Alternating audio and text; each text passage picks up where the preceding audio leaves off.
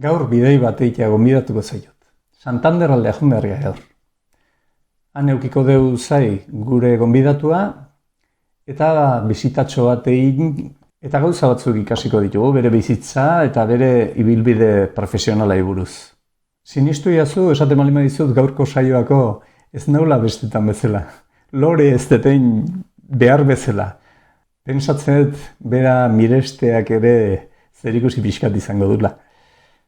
Gaur omenduko dugun artista euskalduna da, Santanderren bizi baldin bada ere, eta doinu egilea da. Beraz, eskudoinua kanalean ederki enpastau beharko luke, ez? Doinu egilea eta euskalduna horixe lantzen aigea. Baina egia da, orain arte landu ditugun doinu egileak eta ondoren landuko ditugun euskal doinu egileekiko desberdintasun nabarmena daukela. Esango nuke beste dimensio bateko artista dela, beste dimensio bateko doinu egilea dela, beste perfil batekoa. Doinu egilea izatez gain soinujolea da, eta mundu mailan rekonozimentu handiak jaso ditun soinujolea gaina. Berak musika klasikoa ikasi zuen eta berak gehien bat musika klasikoa landu du. Musika kontemporaneo egiten du, euskal folklorea ere egiten du, eta flamenkoa egiten du, fadoa egiten du, tangoa egiten du, jasa egiten du eta harrapatzen duen guztie. Zu ere konturatzeko zen mailatako doinu egileari buruz aigean, esango dizut, oantxe dela astebete, maiatzen 24ean, estreinatu berri du bere obra, bere sinfonia bat, Pakearen ametsak euskeraz, Pace Dream, holako zerbait izango inglesez, euskeraz nahiko lana badet, eta esaten izun bezala, estreinatu du Berlinen, Berlingo Orkesta Filarmonikoarekin. Duela urte bete gutxi gora bera, bere obraren lehenengo movimentua estreinatu zuen bertan, bera, soinu jotzen, eta beste bi berekin. Bat ukrainiarra eta bestea errusiarra. Eta Pakearen aldarrikapen bat eginez, ez da bere obrarekin. Eta hainbesteinoko arrakasta izan zunez, eskatu zioten obra osoa egiteko beraiekin han estreinatzeko, eta esan dizut, estreinatu berri da, mointxe astebete. Banuen Gorka Hermosari buruz saio bat egiteko asmoa. Baina nik nire gidoi bat badet, gutxi gora bera nire buruan, eta Gorka pentsatzen nun bastante aurreago ekartzea. Baina egia da gizon honen agenda oso betea daula, beti liauta dau, Europako edozein lurraldetan dau, lehiaketa bateko epaimaikide, edo konferentzi batzuk, oain esaten da bezala masterclass batzuk ematen beste lurralde baten, edo bere emanaldiren bat egiten Txinan adibidez, ez? Orduan, oraintxe berak lehiatila pixka bat iriki dit, eta, kate motzean lotu, eta goazen Santander aldera. Aurrez esan dizuten bezala, gaur bidaitxo bat nuken. Eta, bidaitxo hori izan Santander etortzeko, eta ikusten duzu zeinekin nagon. Nire kanalen badakit soinu jole batzuk zaudetela, baina jende askok ez du soinuaren mundua jarraitzen. Orduan, Gorka Hermosa, kaixo. Kaixo. Kriston ilusioa zurekin egotea. Ilusioa nerea, naino etorri izana. Sinistu behar ez urduri nahola, Gorka Hermosa, askok ezagutuko duzu dudeipe, baina ezagutze ez dezuen antzako, gaur saiatuko geha gertutik ezagutzen. Mundu mailako artista top, soinu jole ikaragarrie eta doinu egile ikaragarrie, paregarria. Eta hori, honea etortzea, kriston ilusio egiten zian.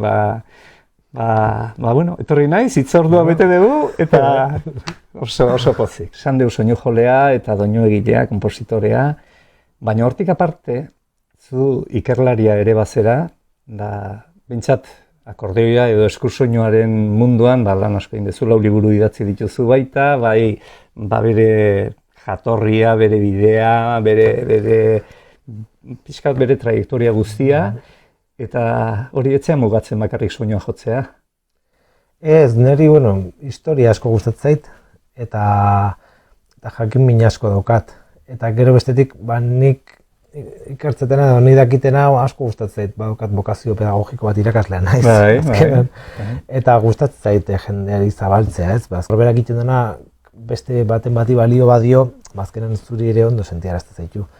Eta orduan liburuetan ikertuetena batez izan da nik jakimina nuelako eta ez zegoelako libururik horren inguruen idatzita, eta behin ja nik jakin honen, hori jarutzen hor dokumentu batean jarri eta aske utzi jendeari nire web horrian doain deskargatzeko, nahi donak jakiteko. Nik ikusietena edo nik ikasietena, ez? Oso iniziatiba interesgarri iruditzen zait. Gorkak esan duen bezala, irakaslea da, gaude Santanderren bere lantokian. Azkenen bere konservatorioan lan egiten duzu, hemen zaude 2005 geroz. Lortu zen duen irakasle eskusoinua erakusteko plaza, eta badukezu, ikasleek eta badituzu. Ointxe bertan 15 topea daukat, 18 ordu ditugu lan, eta beti topean eukiet. Egia esan jendeak esaten du, egia Santanderre inguruan ez dagoela egon sekula tradizio asko. Ez da Euskal Herrian bezala. Akordioen inguruan, baina nik beti eukiet nire klasea topean, eta nik uste musikan egin dudan gauza guztietatik arroen sentiarazten hauena da oso ikasle honak atera dira hemendik. Sofia Rosen dela gutxi Carnegie Hallen jo du eta Europa guztiko orkestekin jotzen ari da, Londreseko BBC-en eta jo izan du, eta Marta Kubasek berdin erabazitu estatu mailako konkurso garrantzitsuenak eta mundu mailetako asko, dela gutxi jo du Bienako auditorio nagusienean, Juan Matias, Fana González, Marta Navas, beste asko ezkete bandik orain irakaslea diranak. Eta hori pixka lehen esan dudana, ez? Jakituria bat alor konkretu batean lortzen dezunean zure bizipenegatik, edo nik akordeiaren gauza oso konkretuan, oso modestoki alor hortan kasitu gauzasko, eta lortzen badezu hori transmititza beste batzu, eta behaien bizitzako pasioare izatea, eta gero ikuste dituzunen hortik auditorio hundietan satisfazio bat, ez tiene seme alabak, baina modu batean oso sentimendu antzekoa da, arrotasun bat, sentitzuna oso irrazionala eta oso politia irutzait. Seme alabegatik presumitzea ez digu lotxa baten inorri, eta ni nire ikaslekin berdina oso arro sentitzen ez bai. Gorka Urretxu arrazea, naiz eta Santanderren bizi, Santanderren euskara gutxi. Urretxu Zumarra eta hor beti daukat bai. Urretxu jaio nintzen da, 6 urte eta Zumarra jo nintzen, orduan beti galetziate, ¿quién quieres más, a papá o a mamá? Ni Urretxu Zumarrako bai. Netzak hori azkenen, guan bizi ez gehan ontzako Urretxu eta Zumarraga, behasain da ordizi, badau desberdintasun bat, Urretxu eta Zumarra artean ez hain beste, ez? Oso ondo bai, Urretxu arrazea, oso topikoa da esatea, Jose Mari Iparragirren herrikidea, hori mundu guzik esango dizu, ezta? Urretxu arra balin mazea. Gorka 8 urtekin hasi zen musika ikasten, baino barkatuko diazu esatea, baino iruditzen zait oso bitxo arraroa zela. Bai, oso bitxo arraroa zela. Alde batetik 8 urtekin hasi musika ikasten eta solfeo ikasten duen edozein aurrak, bere desiorik handina da, bere musika tresna nahi duna behintzat, harrekin hasi. Eta zuk ez etxekizun zen musika tresna nahi zen duen, zati arpa nahi zen duen, baina 12 urtekin oraindik erabaki gabe zeunden ze musika tresna, hori arraro egin zaitu oso. Bai, oso arraroa da. Ni hasi nintzen, nire klaseko guztik hasi zialako, eta hortik hilabete gutxira, gehienek utzi nintzuten, eta nik esan nire nik ere utzi nahi nola, eta amak ez hasi banu, bukatu barra nukela. Zer, ama, baina eske 6 urte, die solfeo da, hasi bazu, bukatu. Eta lehenengo maila, hasi ben neon handik da. Orduan juten nintzen klasera, baina makarra nahitea, eta oso gazki portatzen nintzen klasean, eta paso iten. Eta orduan denok ja instrumenta aukeratu zutenen, nire irakaslek esan ziren nola ontarako balio, hori baino gehiago, bueno, hori igual ere bai, baina hori baino gehiago, paso egiten un klasetan, baino asko. Eta gero, 3. urtearen bukaeran, ja esan zen, oen ja hasi zaitezke instrumentak egiten, oen ez dut nik nahi. Eta nintzen hasi. Eta orduan ninon, 3., 4., koro, 5., eta bueno, ja 5. mailan, ja bukatzear negoen esan, kazan preparatorio eta gero 5 urte. Eta ja 5. urtean esan, hombre, hasi beharko nahi zerbaitekin, ez? Ja, que egon naizen, pues bentsat, urte bat ingoen, eta ja. Eta hori, beti Harpo eta Hermanos Marxen pelikulak asko gustatzen zitzaizkidan, da aingeruen instrumento iruditzen harpa. Lira. Eta nola urretxun etzeon hori ikasteik, aingeruen instrumento hartu ordez, inpernuko espoa hartu. Oso ondo. Hor txasin nintzen, da hemen diardu goendik. Hori da, oso arraroa egin zait. Eta hasi zinen ikasten, baino, gorkari ezerkendu gabe, talentu berezia eta lan asko egina, ordu asko sartu da, eta hori dana hala izango da, baina kriston suertea izan dezu baita, zerratik irakasle batzuk eduki dituzu, eta nik dakidan ez behintzat, frantses batek 2 urtetan eman zizun, eta gero munduko hoberena izan ziteken errusiar batek, eta ia doain bezala ematen zizkizun klaseak. Bai, baina nik uste hori baino garrantzitsuago hendik, hori baino leheno, hasi nintzen Javi Ramosekin urretxun bertan ikasten, eta honekin pixkatik nahiko nieke tributu bat edo herri txikietako irakaslei, hasi nintzen behakin ikasten, akordeia, eta berak 1000 lira jun barri izan zon, eta 1000 lira jun baino leheno esan zigun nahi eta joan leku nahi beste fuerte biltze ginen, gustatzen zitzaigun,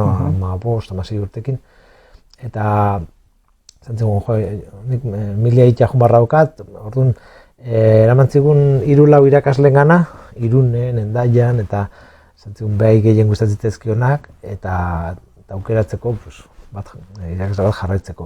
Hori da impagable. Lehenko berak itxe zigun, kontzertu pilo bat jun araztea, juten ginen Iruñara, Donostira, Bilbora, kontzertuk ikustea, eta bera zen entregau bat, eta pasio hori transmititu zigun.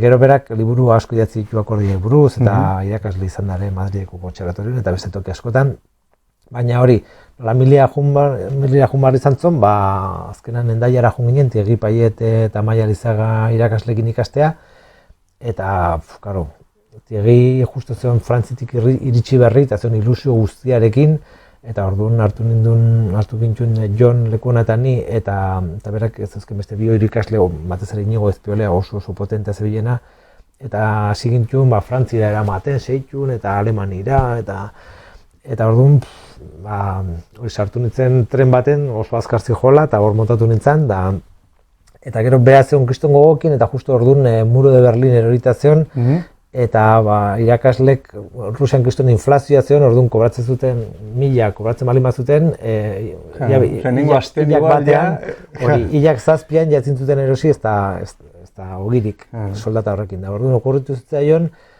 Moskuko historiako irakasle garrantzitsuena, ekartze Euskal Herrira, eta ekarri zuen 2-3 urte Hondarribira, Friedrich Lips, eta bere akademian ematen zituen klaseak, eta gero, astelehenetan iten genuen Iruñan, asteartetan Gasteizen, asteazkenen Donostian, eta ostegunetan Bilbon. Auditorioak bezala? Bai, masterklaseak jenden aurren, orduan jutezian, inguruko akordilari desberdinak berantzutea, eta apuntatzen zen jendea, baita bertan klase praktikoak hartzeko. Baina jendei batzutan lotxa ematen zion, beste jenden aurren klase bat hartzea, orduan Tiegik eramaten gituen bere ikasletako batzuko lapiskat. Konejillo de indias. Ara, eta hori ni 15-16 urtekin plantatzen indutenan, Iruñan edo Bilbonan, eta 30-40 irakasleen aurren. Eta irakasleen aurren, ez da jendearen aurren, dakienan aurren. Klase pilo bat eman zizkin, hola doain, konejillo de indiasik etzeolako. Orduan ekinon kriston zortea, historia guztiko akordeilari handinetako batek, klasek eman zizkilako doain, eta orduan, guzti, azkenean gure aurrekoek egin dutenaren ondorengoak gera, ez, eta nik Javi Ramos nire herriko maisu hortatik hasita, gero Tiagi eta gero Freddy Slips eta gero bizitzak eraman nabun jende guztik ez, baina oso, bai, zorte handia eukinon, baita gira nik lan asko egiten nola, eta asko gustatzen zitzaidalako. Baina bai, eukitzen norbait orientatzen zaituna oso garrantzitsua da. Osea, que Javi Ramos hain garrantzitsu izan zen. Bai. A ber, ni imaginatzen naiz Gorka, 14-15 urteko mutiko bat, orain dela 30-35 urte egoera hartan, musika klasikoa ikasten duen esku soinu jole bat, akordeolari bat. Bueno, imaginatzen naiz, pentsatzen bat zu imaginatuko zean bezala, ez? Mutiko formala, serioa, txintxoa, ondo jantzia, ondo erraztua. Jo behar dizut zerbait, eta zuri ere, eta ber, zeinek asmatzen duen, inork asmatzen baldin badu, ze doinu dan. Da doinu bat ez da euskalduna, baina agian Gorkari zerbait esango dio.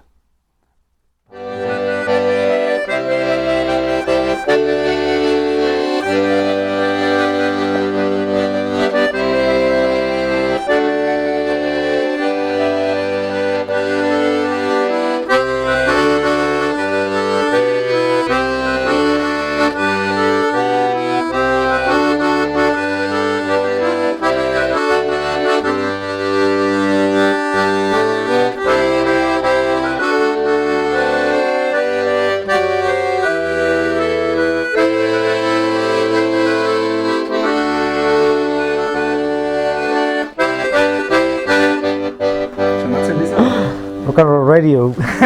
Zuk ere ezagutuko zen duen, segura asko.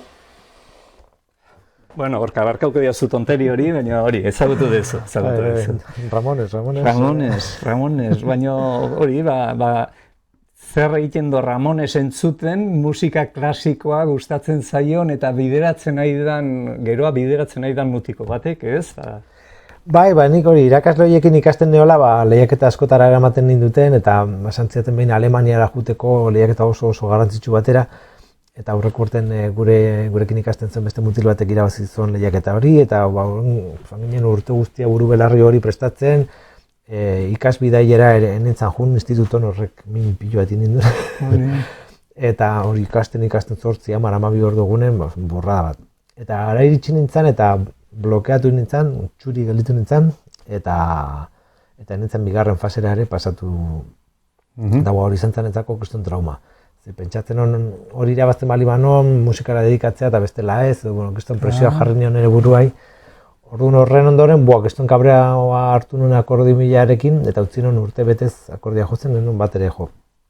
Eta bai, ni oso txintxoan etzan, enon edaten, enon erratzen, enon azerreiten.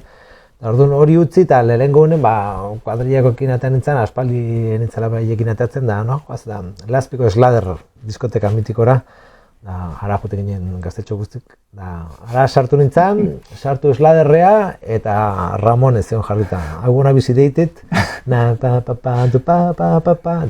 lipoien musika, la remi, eta demora guztia. Bakarrik 3 akorde? 3 akorde eta esaten baina guai da, me cago en la leche, nola honek hain guai, hain musika txorra. Eta bai, zantzan, Sladerra sartu eta hori izan zen entzun lehenengo doinua, eta izugarri gustatu zitzaidan. Zantzan etzan mundu berri baterako sarrera, eta bai, hasi ginen Martin sajazten, eta bomberrak, eta gara jorta bila luzea uzten, eta belarritakoa jarri non, eta hasi nintzen gauza toksikoak erretzen, eta olako gauzak egiten da, mozkortzen etzen behinka, eta pixkat, lehengo suspensoak ekartzen etxera, eta bai, eta nik uste aktitude horrek oraindik irautitela, ez pixkat beti kontra eramatearena. Bueno, hori, igual zerbait erakutsi zizun baita, ez? Baita pixkat harritzen naiz, ez? Ramones ez zan zure garaikoa, Ramones zan nire garaikoa. Ni gogoratzen naiz nire anai zaharragoa neuken, urte bete zaharragoa bera hil zan, berak erakutsi zidan nahi Ramonesen musika. Eta Josena Etxeberria esataria, taundarra bera ere Ramonesen bidetik hasi zen pixkat musika munduan, eta Kurioso egiten zait. Ez que justo urte hortan atea zuten rekopilazio bat, Ramones Mania edo intzuten urte hurren bat, eta berriro revival bat egontzen da, justo diskoteka sartu, eta hori lehenengo kanta. Bueno, Gorkak esan liteke bere ibilbide profesionala iriki zion atea izango zen, Espainiako gazten lehiaketa irabazi zenuen, baino hori baino lehenago Valladoliden ikasketak egiten zenituen, eta han ibiltzen zinen zu tabernaren baten edo zerbaitetan, ez? Jotzen edo zure saiok edo altzen du bezala. Bai, gero Ramones horrenaren ondoren, urte bat jogabe honintzen, da gero buelta honintzen akordia jotzea, pixkanaka, eta, pixkanaka ez, nire irakaslak apunto ninduen esamin batera por libre atatzen garaia egiten, da ikasi egun pare bat eta aproboko izugu, eta jazta. Eta ikasi non egun pare konbentzitzu zin, eta hondik hemen nau, ondo inon da. Eta orduan, musikara dedikatuko naiz, da inon kontserbatorioa Gasteizen, eta gero hori bukautako, nekin zein, orduan oso ikasketa gutxi behartzien superiorra iteko, eta nota honak ateatzen dituen instituton, eta amak esan ziren, bitarten UNED-en neon ikasten informatika de gestión ingenieritza bat egon. Eta amak esan ziren, un klasetara, baina ja presentzial hori, eta behitu genuen da Barcelona, Madrid, da baia hori zentzion, da nire familiak etxe batzuen zeukan baia hori zen, da ara junitzen.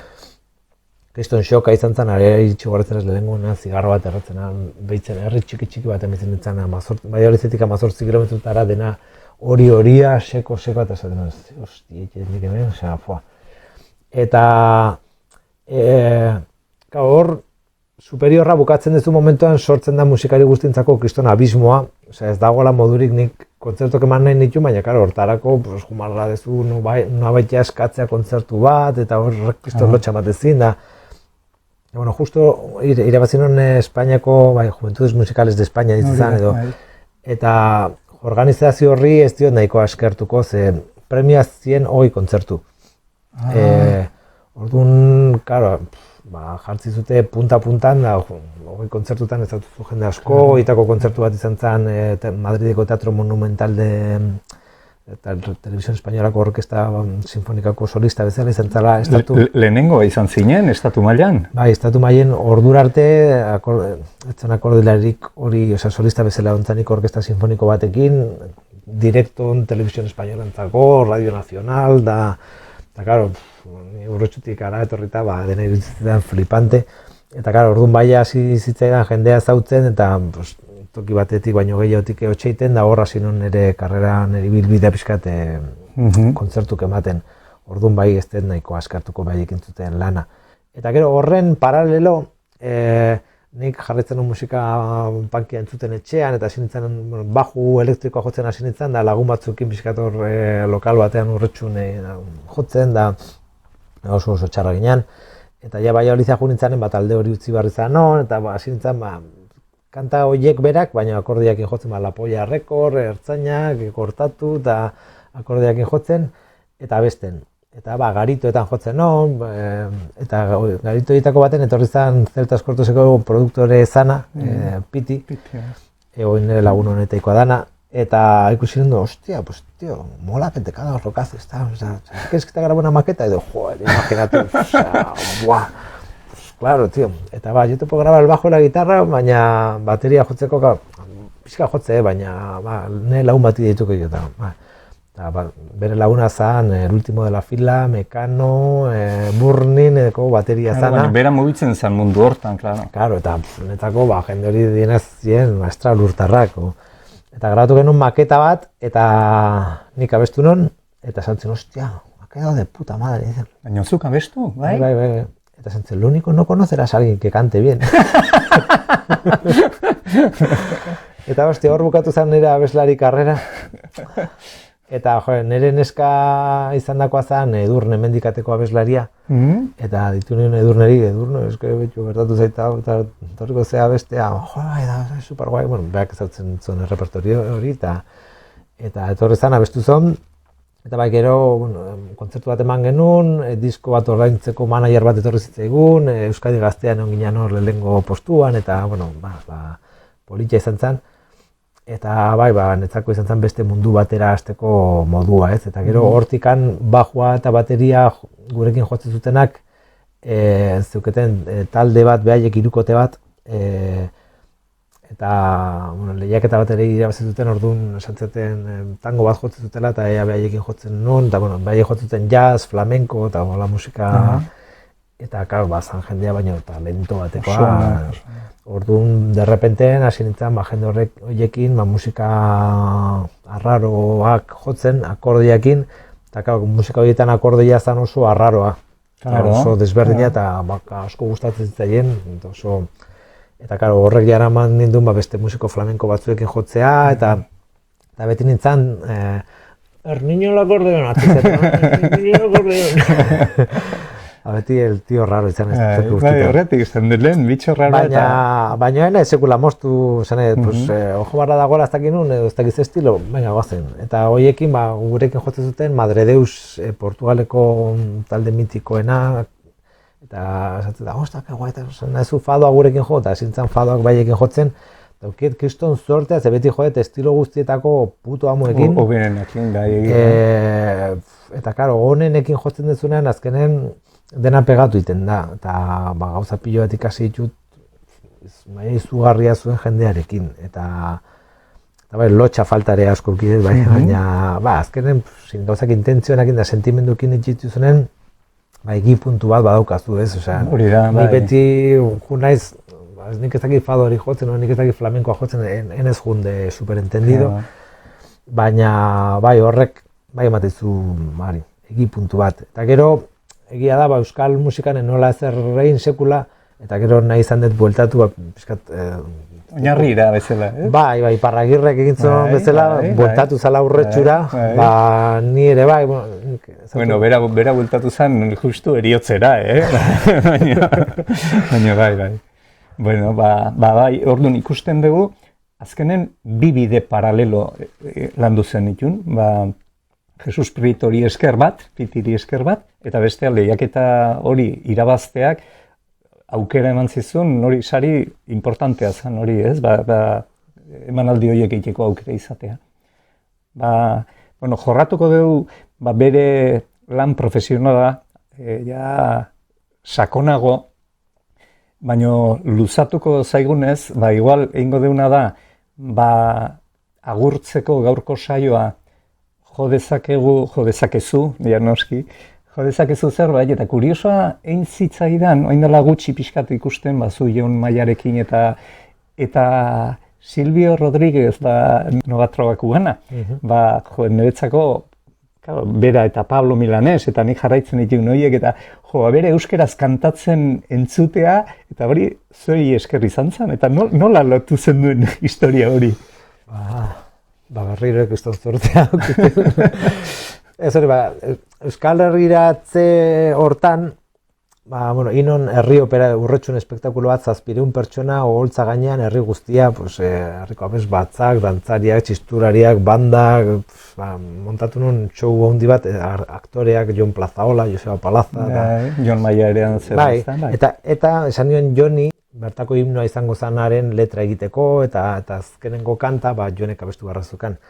Eta orduan ezagutu nuen Jon Maia, eta gero oso rollo nahi genuen, eta proposatu nion Lorca Lauaxeta obrako gidoia itea, eta horra zinean Piti, Jon eta ni jotzen, gero hori bukau zanen, erabaki genuen trio bat eitea Jon, Piti eta Iruro, Kezur Beltzak genuen. Eta horrek, suposatu dit, Euskal Herriratzera eta Jon Maia bezalako figura handi batekin, nik uste, bandela 8 urte batekin hasi gineanen, berazan bertsolari oso hon bat, eta, karidadeko benta, izan zuen, baina nik uste Piti eta ni alboan eukita, mandio gula sostengun musikal bat, eta horrek, indo pixka eta azten jutea, gero berak kantu bat gara... Orain kantu berri bat gara. Proposatu zigun eitea, eta jungera azten, eta hasieran Ezur Beltzakin jotzen genuen, hori Astigarragan, herri txikitan Antzuolan, eta jungera azten, eta kursala bete dugu, eta nik uste egiten ari garena, toki askotan iristen ari dela, eta Claro, horren ondoren, erronka oso zaila zen, hori beste diska bat egitea eta kantu berri bat gara, edo proposatu zigun, baina gure kantekin, eta Joanek entzun dazuken nire Amore kanta, eta esan ziren, eta horren bertsioa bestu bat egin badegu, eta letra bat jartzen baiezu, zatik ez. Eta entzun letra, eta berak abestu zon, grabatu genuen, eta politik elitu zen, eta esan ziren, kolaborazio bezala diskan, pentsatu ditu, ez da gizien, eta bakizu zen gustatuko litzaken kanta hontan. Silvio Rodríguez, eta Messi, eta Cristiano Ronaldo, eta Michael Jordan. Bueno, etzan gauza berri bat, saiatu izan ginean, 3-4 aldiz lehenotan beste gauza batzuekin Silviorekin kontaktuan jartzea, baina kasurik ere egin etzi gunein. Lehenengo diskarako idatzi zion, kriston eskutitu luze bat, euskarareko ze garrantzitsua litzake, eta erantzun ere ez. Eta ontarako idatzi zion eskutitz motz bat, eta gure kanta bidali zigun, eta egun gutxira erantzun ziguten, eta bere managerrak da, Silvio lo hará, punto. Eta hori bakarrik jartzen. Eta orduan, superpozik hasiera, baina, claro, bestetik, Silvio lo hará, baina noiz, nola, euskeraz abestu behar dula, eta baiek nahiko parko hola hitzetan, grabatuz, bueno, bialik genuen han bat zegoen gure lagun aman komun bat, euskeraz dakina, eta horrek lagundu zion pixkat, eta bidali ziguten da oso nervioso genden, ze euskeraz zetak, eta baina, ostras, oso ondo zeon. Entzun dut eta oso ondo ahozkatuta da. Bai, eta hori montau genuen, eta gero ja bai idatzi zigun e-mail luzeago bat, esan ez, asko maite zola euskal kultura, eta oso kanta politia iruditu zitzaiola, eta horregatik esan zola baietz, eta niretzako, imaginatu zen, kanta bat Silvio Rodríguez abestea da milari bat, osea... Bueno, zure kantak leku askotan dare, nik entzun ditut. Pentsatze ez dugun lekutan ere, bai. Eta hori, olako Silvio Rodríguez da figura universal bat, eta olako batek, eta euskeraz, eta bai ematizu, zentxatza, egin dezula zerbait euskal kulturan iraungo duela betirako, ez? Hemendik 50 urte eta hemendik jendek esango betu. Silvio Rodríguezek euskeraz abestuzun kantau. Eta sentsazio polit bat pentsatzen hori hor gelituko dela, ez? Ze gauza politagoa saioa bukatzeko Amore, zure Amore, Silvion agotxean ez, entzuteko aukera izan dezakezu, baina zure doinua eskusoinarekin jota, bale? Arki? Bueno, eskerrik.